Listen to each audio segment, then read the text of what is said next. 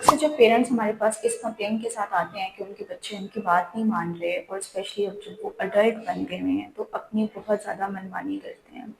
Especially کچھ ایسے friends بنا لیتے ہیں جو فرینڈس ان کو نہیں بنانی چاہیے. ہم منع کر رہے ہوتے ہیں کہ یہ فرینڈس آپ کے لیے ٹھیک نہیں ہیں، لیکن وہ ہماری بات نہیں مان رہے ہوتے.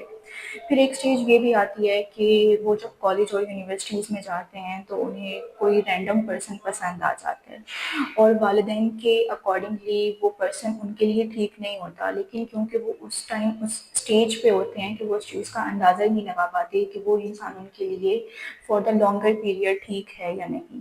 تو یہاں پر وہ پیرنٹس کی بات نہیں مانتے اور ضد کرنا اسٹارٹ کر دیتے ہیں. اب یہ مسئلہ اتنا زیادہ بڑھ کیوں جاتا ہے؟ اس کی پہلی وجہ تو یہ ہوتی ہے کہ والدین اور بچوں کے بیچ میں کمیونیکیشن گیپ جو ہے وہ بہت زیادہ رہا ہوتا ہے. والدین نے بچوں کے ساتھ ان کے لیول پر آ کر کمیونیکیشن نہیں کی ہوتی ہے. اگر انہوں نے بچوں کو وقت دیا بھی ہوتا ہے تو وہ بچوں کے لیول پر آ کر کبھی کمیونیکیٹ نہیں کر پاتے.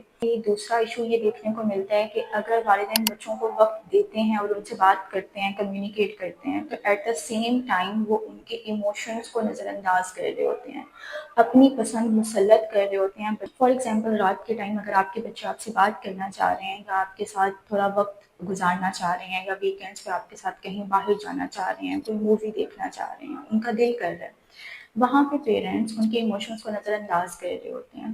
اب ہوتا یہ ہے کہ بیسکلی آپ کا کمیونیکیشن گیپ اگر رہا ہے، آپ ایموشنس بچوں کے انڈرسٹینڈ نہیں کر سکے، اس میں بہت بڑا رول ہوتا ہے آپ کے پیرنٹنگ اسٹائل کا. پیرنٹنگ اسٹائل جو ہیں وہ موسٹ کامنلی 4 ہوتے ہیں.